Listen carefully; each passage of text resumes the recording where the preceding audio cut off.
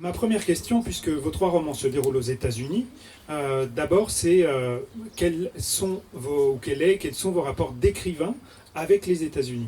Pourquoi avoir situé ces romans aux États-Unis particulièrement? L'Amérique est devenue en fait un continent mythique pour beaucoup de personnes de notre génération qui avions une idée de l'Amérique merveilleuse, par nos littératures d'enfants, par exemple. Hein.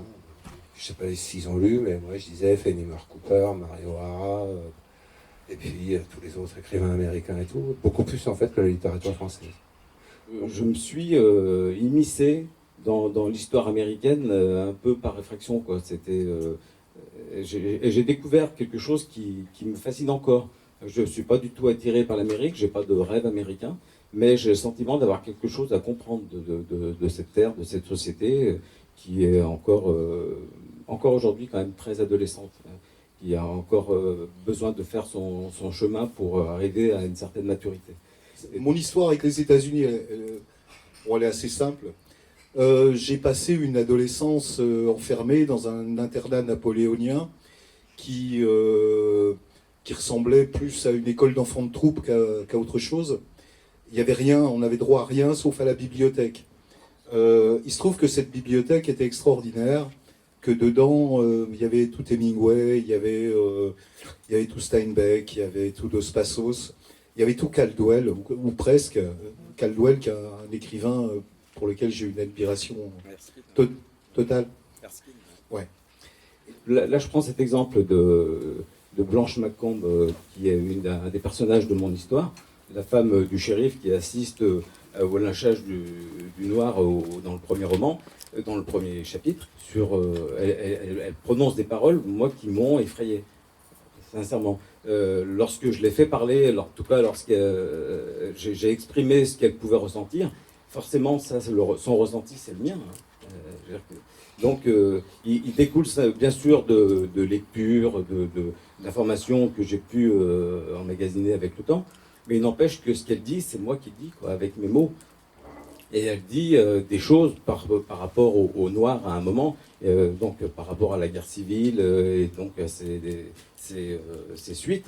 Elle dit donc au shérif, ce que vous avez fait, vous n'avez pas libéré des êtres, vous avez libéré des instincts, des bêtes d'une certaine manière. Et ça, lorsqu'elle l'a dit, mais ça m'a terrifié. Non, mais franchement, j'en avais des frissons, quoi. Parce qu'elle dit des choses que je ne m'imaginais pas capable de prononcer, quoi. Il y a des musiciens que j'aime beaucoup, comme J.J. Cale ou Tony Joe White. Quand on entend les trois premiers accords d'une chanson, on sait que c'est eux. Quand on entend la voix de Johnny Cash, on sait que c'est lui. Quand on entend la voix de Dylan, on sait que c'est lui, immédiatement. Et ça sert à rien d'écrire si on n'invente pas sa propre voix, sa propre musicalité des mots, son propre rythme des phrases, et des paragraphes, et du tout. Donc, tout mon travail, depuis maintenant quasiment 40 ans, ça a été ça. Trouver un son, trouver une façon de raconter qui soit pas ce que j'appelle de la littérature Ikea. C'est-à-dire, on peut le monter, mais on peut pas le démonter. C'est carré, c'est propre, mais on n'en a rien à foutre, quoi. Écrire, quand même, faut pas déconner, c'est essayer de faire quelque chose de, oui, je répète, de beau. Non pas dans le sens de dire « Ah ouais, les Indiens, machin, ils sont comme ça », mais non, on s'en fout. On s'en fout. Ce qui compte, c'est ce qui est secret, ce qui va faire battre notre cœur en se disant... Parce que, si je parle encore 10 secondes, un livre, c'est de la connerie, c'est pas ce qu'il y a dans la page. Regardez quand vous avez un bouquin, c'est pas ce qui compte dans la page. Le vrai écrivain, il n'est pas dans la page.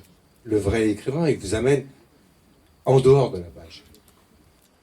Par exemple, j'ai écrit toutes sortes de romans dans ma vie, notamment un livre très violent sur le sexe, et j'ai été interviewé par une dame et qui en fait me affirmait plein de choses fausses sur mon livre. Tant elle avait projeté ce propre désir et fantasme qu'en fait elle avait littéralement réécrit le livre, et j'étais obligé de lui dire tout le temps mais non madame, j'ai pas écrit ça. C'est vous qui l'avez lu, mais moi je l'ai pas écrit. Voilà. On est tous réunis comme ça. On s'en fout des histoires. C'est pas ça qui fait que vous êtes là. Et c'est pas les écrivains, parce que les écrivains, franchement, ils sont pas très intéressants. Ce qui est intéressant, c'est ce rapport magique.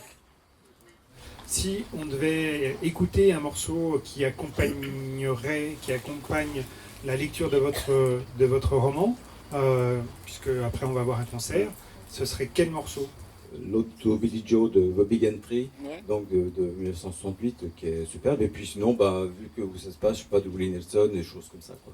Mais plutôt de la country en ce qui concerne le Mississippi. Un morceau, c'est Muddy Waters. Pour moi, il n'y a pas de. Enfin, ouais, il y a évidemment B.B. King, The Thrill Is Gone, qui est son titre le plus célèbre, mais autrement, je suis un grand admirateur de Muddy Waters. Faut lire. Oui, mais Mais j'ai pas d'idée. Non, j'ai l'idée que quelqu'un ou quelqu'un lise. Voilà, c'est pas une idée.